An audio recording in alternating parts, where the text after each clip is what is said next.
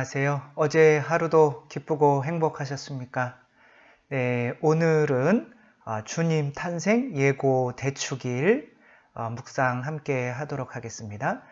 주님 탄생 예고라고 하는 것은 가브리엘 천사가 성모님께 나타나서 당신 하느님의 아들이 성모님께 잉태되어 탄생한다는 것을 예고한 성모 영보 대축일이라고도 할 수 있겠죠. 네, 이것에 대해서 함께 묵상해 보도록 하겠습니다. 네, 먼저 복음부터 한번 살펴보도록 하겠습니다. 성모 영보에 대한 복음은 루카복음에 나와 있죠. 루카복음 1장 26절에서 38절까지의 말씀입니다. 그때 하느님께서는 가브리엘 천사를 갈릴레아 지방 나자렛이라는 곳으로 보내셔 다윗 집안의 요셉이라는 사람과 약혼한 처녀를 찾아가게 하셨다. 네, 시간과 장소와 또 누구 요셉과 약혼한 처녀 누구인지 명확히 나타나 있는 거죠. 그래서 성모 마리아는 그 처녀의 이름은 마리아였다. 그래서 하느님의 자녀를, 하느님의 아들을 세상에 오시게 하신 성모 마리아는 그래서 세상 창조 이전부터 어머니로 선택된 분이라고 교회는 이렇게 말하고 있습니다. 천사가 마리아의 집으로 들어가 말하였다. 은총이 가득하니여 기뻐하여라. 주님께서 너와 함께 계신다. 네, 하느님의 어머니가 될 분에게, 그리고 천사들의 모가 되실 분에게, 네, 그래도 아무리 대천사지만 이렇게 좀 반말 쓰는 거는 좀 그렇죠. 네, 그러나 이제 우리나라 말로 번역하다 보니까 이렇게 한 거죠. 네, 은총은 아담과 하와가 죄를 지을 때 받지 못하게 된 거죠. 근데 성모님은 은총이 이미 가득하시고 에덴 동산에서처럼 주님과 함께 계시다. 이 말을 교회에서는 그래도 가장 중요한 성모님이 원죄가 없으시다라는 근거로 사용하고 있습니다. 이 말에 마리아는 몹시 놀랐다. 그리고 이 인사말이 무슨 뜻인가 하고 곰곰이 생각하였다. 이 성모님의 묵상에 대한 그 상황에서도 이게 정말 하느님 뜻인가 묵상하시는 성모님의 모습을 볼 수가 있습니다. 천사가 다시 마리아에게 말하였다. 두려워하지 마라. 마리아야, 너는 하느님의 총애를 받았다. 사랑을 받았다는 거죠. 이게 두려워한다는 것은 성모님이 다른 것을 두려워하는 것이 아니라 아담과 하와가 뱀에게 속아서 죄를 지었죠. 그래서 혹시 자기도 이렇게 천사가 하느님께서 나에게 천사를 보내실 만한 내가 그런 존재가 아닌데 혹시 마귀에게 유혹당하는 것은 아닌가? 아마 그런 죄 지을 것에 대한 두려움이지 어떤 인간으로서의 나약함 때문에 두려워한 것은 아니라고 생각합니다. 보라, 이제 내가 잉태하여 아들을 낳으리니 그 이름을 예수라 하여라. 예수는 구원자란 뜻이 있죠. 구약의 여호수아와 같은 이름입니다. 그분께서는 큰 인물이 되시고 지극히 높으신 분의 아드님이라 불리실 것이다. 주 하느님께서 그분의 조상 다윗의 왕좌를 그분께 주시어 그분께서 야곱 집안을 영원히 다스리시리니 그분의 나라는 끝이 없을 것이다.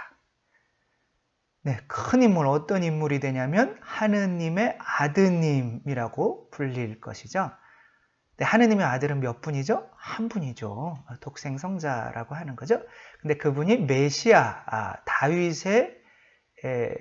다윗이 이스라엘을 정말 통일된 다윗을 가장 부강하게 만들었던 다윗 왕의 이제 그 다윗처럼 이스라엘을 부강하게 해줄 메시아를 기대하고 있었죠. 그러나 이스라엘 사람들이 기다리는 메시아는 이 지상에서 지금 미국이나 이런 나라처럼 크게 만들 그런 왕좌를 기대하고 있었기 때문에 예수님이 왕으로 오셨는데 너무 초라해서 그들은 거부할 수밖에 없었던 거죠. 야곱은 나중에 이름이 뭐라고 바뀌죠? 이스라엘로 바뀌죠. 이스라엘의 그 나라, 지금 우리가 생각할 때는 이건 교회고 하느님 나라인 거죠. 예수님께서 세우신 하느님 나라. 네, 마리아는 천사에게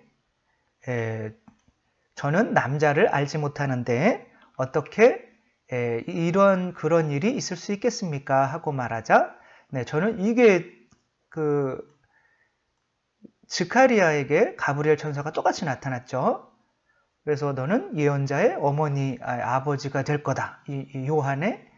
그랬더니 어떻게 저한테 나이도 많고 그런데 그런 일이 있을 수 있겠습니까? 그거는 못 믿어서 그런 거고, 마리아는 하느님의 말씀이 그대로 이루어지리라 믿으신 분이라고 엘리사벳이 말하듯이 이거는 그러면 제가 어떻게 처신을 해야 되는지를 묻는 거지, 믿지 못해서 한 스가랴의 말이랑은 좀 다른 거죠.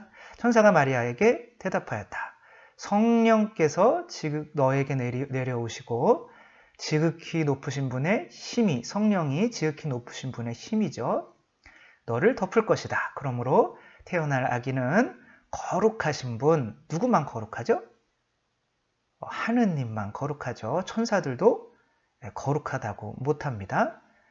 하느님의 아드님이라고 불릴 것이다. 내 친척 엘리사벳을 보아라. 그 늙은 나이에도 아들을 잉태하였다. 아이를 못 낳는 여자라고 불리던 그가 임신한 지 6달이 되었다. 하느님께는 불가능한 일이 없다. 이거 제일 중요하죠. 너 원수까지 용서해. 그럼 그거는 나는 불가능해.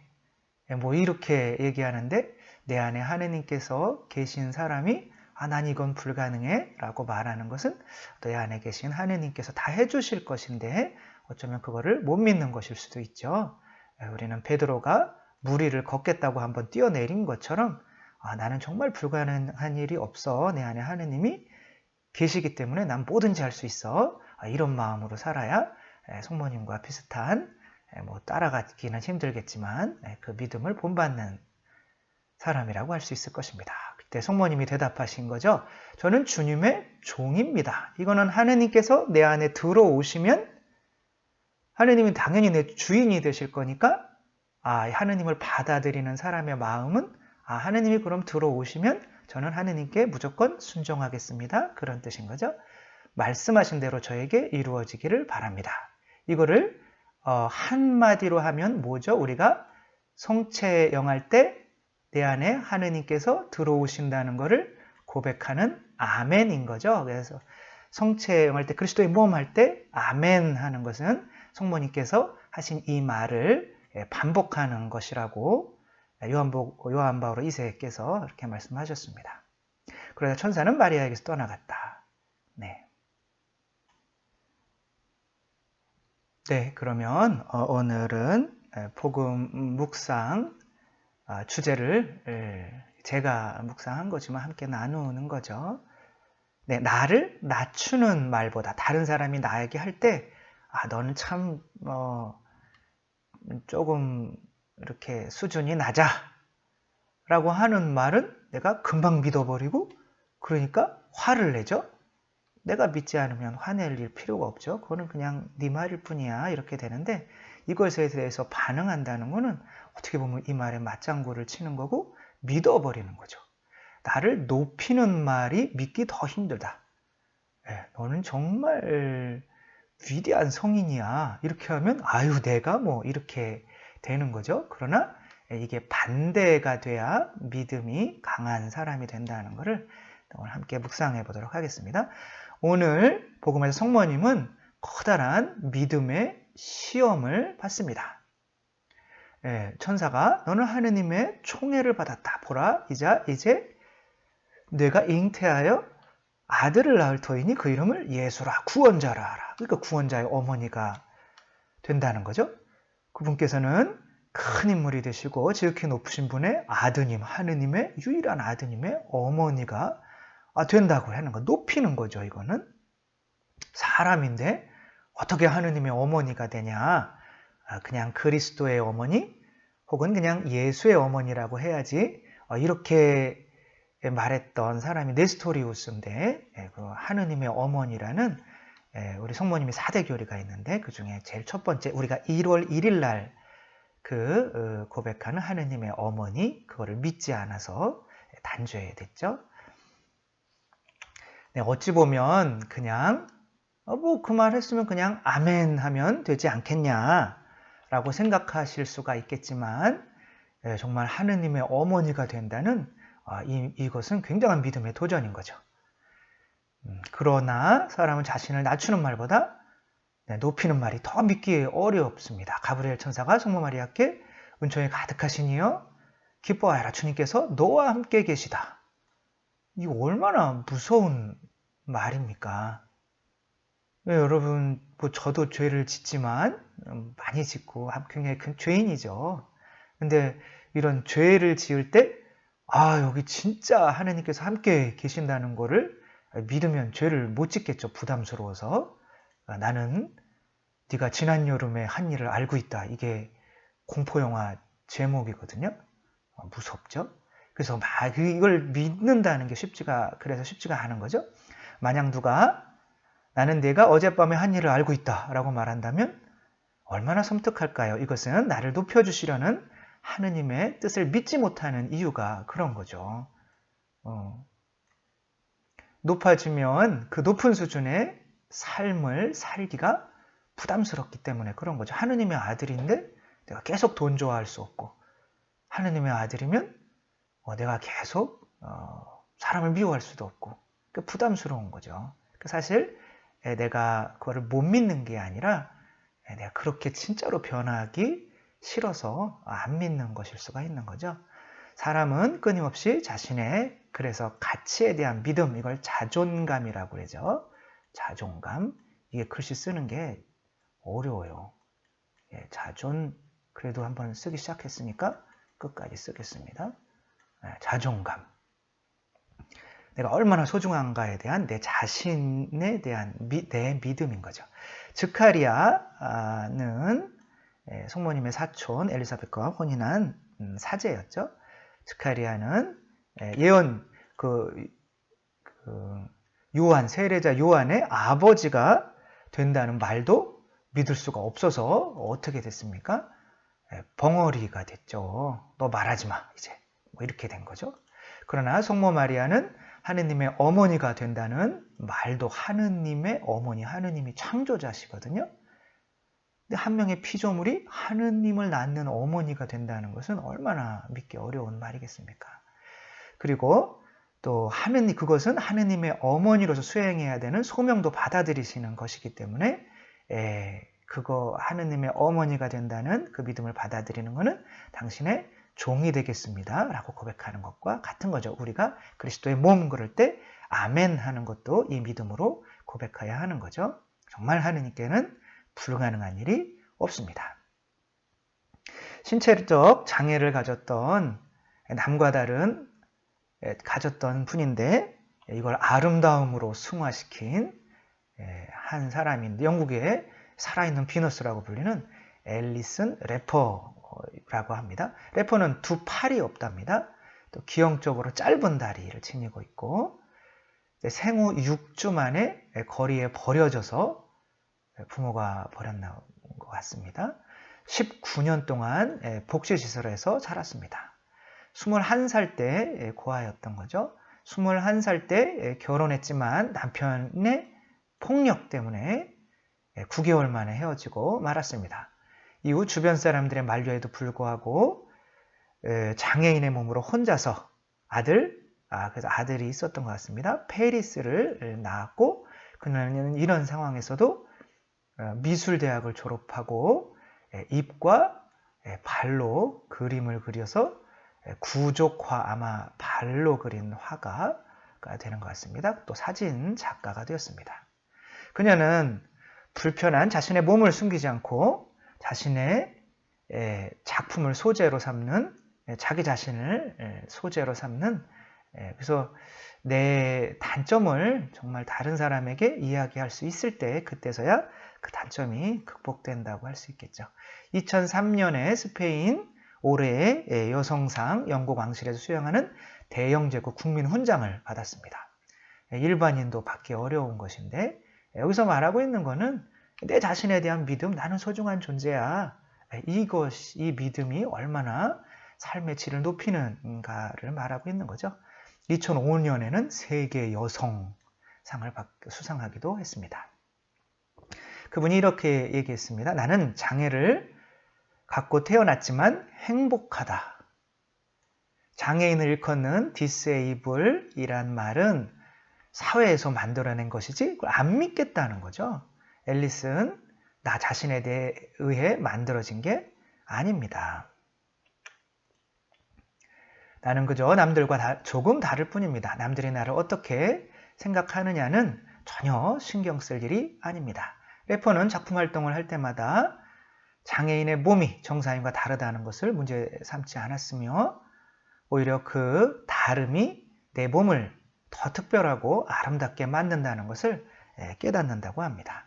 그녀는 세상 사람들이 말하는 장애인으로 태어났음에도 불구하고 자신을 사랑했으며 내 자신을 사랑한다는 게 내가 하느님의 성전이요 하느님을 모시고 있는 하느님의 자녀임을 그렇게 믿어주는 게 내 자신을 사랑하는 거죠. 내가 자존감을 갖는 게 내 자신을 사랑하는 거죠. 사람의 삶의 질은 그래서 자신이 어느 만큼 귀중한 존재이냐는 믿음, 이거를 아까도 말씀드렸듯이 자존감이라고 하는 거죠. 자존감은 자존심과 반대말입니다. 자존심은 자존감이 없기 때문에 스스로 내가 돈이나 명예나 이런 걸 통해서 내 낮은 자존감을 높이려고 하는 반대말인 거죠. 성모 마리아는 하느님의 어머니가 된다는 것까지 믿으셨습니다. 사실 우리도 교회라는 가브리엘 천사를 만나고 있습니다. 그 교회는 우리 자신들도 예수님과 한 몸이 되어 하느님을 모신 성전이 된다고 말하고 있습니다. 우리는 그 말에 성모님처럼 아멘 하며 예수님을 우리 안에 모시죠. 이제는 우리가 사람의 수준에서가 아니라 하느님을 모셨으니까 하느님의 수준까지 올라갈 수 있게 된 겁니다. 교리서는 가톨릭교회 교리서는 교회는 그리스도와 더불어 하나다. 교회가 우리들이죠. 우리가 속해하는 우리들은 그리스도와 하나다. 라고 말합니다. 더 나아가 우리는 단순히 그리스도인이 된 것이 아니라 우리가 그리스도 자신이 된 것이라고 말합니다. 아우구스티노 성인이 이렇게 말하는 거죠. 형제 여러분, 하느님께서 그리스도를 우리의 머리로 보내주신 이 은혜를 이해하십니까? 놀라고 기뻐하십시오. 우리는 그리스도가 된 것입니다. 사실 그분은 우리의 머리이시고 우리는 그분의 지체이기 몸이기 때문에 그분과 우리는 온전히 한 인간입니다. 네, 이게 가톨릭 교회에서 795항에 아우구스티노스 성인의 말씀을 이렇게 인용한 거죠. 머리는 내가 아니야. 뭐 이렇게 얘기할 수가 없는 거죠. 우리가 예수 그리스도가 내 머리입니다. 이렇게 하면서 나는 예수 그리스도가 아니야. 이렇게 얘기하는 것도 좀 이상한 거죠. 정말 우리가 그리스도와 하나이면 그분의 뜻을 따라주기는 분명히 해야겠지만 몸은 머리의 뜻을 따라야죠. 하느님의 유일한 자녀와 한 몸으로서 세상에 두려워할 것이 없어야겠습니다. 하느님이 누구를 두려워하고 무엇을 걱정할 필요가 있겠습니까? 이 믿음을 주시기 위해 예수님께서 세상에 오신 것입니다. 이 믿음이 또 우리를 구원합니다. 내 자존감만큼 살게 되어 있는 거죠.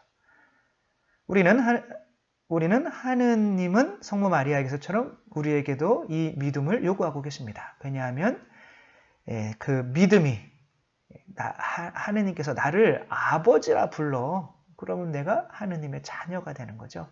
그 믿음이 나의 정체성이 되고 내가 누구인가가 되고 나는 그 정체성만큼 변한 삶을 살아가게 됩니다. 이 구원의 핵심이 담긴 오늘도 짧게 하려고 했는데 죄송합니다. 교리를 하나 더 보도록 하겠습니다. 이게 교리의 핵심이라고 할 수 있습니다. 말씀 예수님은 우리를 하느님의 본성에 참여하게 하시려고 사람이 되셨다. 네, 하느님의 본성은 사랑이죠. 바로 이 때문에 말씀은 인간이 되셨고 하느님의 아들은 사람의 아들이 되셨다. 하느님의 본성의 말씀과 예수님과 친교를 맺고 이제 성체성사 영한다고 생각하시면 되겠습니다. 그러면 하느님과 한 몸이 예수님과 한 몸이 됐으니까 예수님처럼 하느님의 자녀가 된 거죠. 하느님의 자녀가 되게 하시려고 성자께서 인간이 되신 겁니다. 그 하느님의 자녀가 되는 것이 곧 하느님의 본성에 참여하는 거죠. 그분은 우리를 하느님이 되게 하시려고 인간이 되셨다. 아타나시오 성인께서 하신 말씀입니다. 또 토마스 아퀴나스께서는 하느님의 외아들은 우리를 당신 신성에 참여시키시기 위해서 우리의 인성을 취하셨으며 인간이 되셨으며 우리 인간을 신으로 하느님이죠. 만들기 위해서 인간이 되셨다. 네, 이 교부들은 거침없이 예수님과 한 몸이면 우리도 하느님 아니야? 이렇게 얘기하고 있는 것이고 이것이 곧 하느님의 자녀가 되는 믿음임을 고백했고 교리서는 하느님의 본성에 참여하는 것은 하느님의 자녀가 되는 거고 하느님의 자녀가 되는 것은 곧 본성상 하느님이 되는 거다라는 이 교리를 이렇게 이런 흐름으로 쓰고 있습니다. 근데 우리가 내가 하느님이야 그러면 사람들이 돌 던지겠죠. 그렇지만 우리 자신들은 어떻게 보면 하느님과 한 몸이라는 그 자존감으로 살아야 되는 게 어떻게 보면 성모님의 믿음을 닮아가야 할 수 있는 거죠. 하느님께서 저희를 하느님이 되게 하셨다는 것을 정말 믿으십니까? 그렇다면 비로소 하느님의 자녀가 된 거죠. 제가 아버지를 아버지라고 하면서 아버지 저 개죠 라고 하면 개의 본성이 따로 있는 건데 그럼 아버지가 기분이 안 좋겠죠. 그래서 하느님을 아버지라고 부른다면 적어도 하느님과 같은 본성이라는 것은 믿어야 되는 거죠. 그러나 우리는 절대 하느님이라고 할 수가 없어. 나는 인간이야 라고 하면 그냥 나는 하늘에 계신 우리 아버지는 거짓말로 부르고 그냥 인간, 돈 좋아하는 인간, 사람 미워하는 인간 그냥 이렇게 살고 싶은 거죠. 그런 식으로는 성체, 성사가 우리를 변화시킬 수가 없습니다.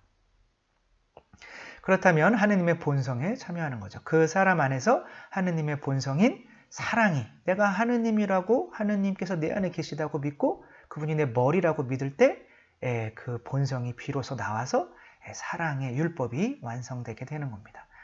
성모 마리아는 하느님의 어머니가 되신 것까지 믿어졌습니다. 하느님의 어머니.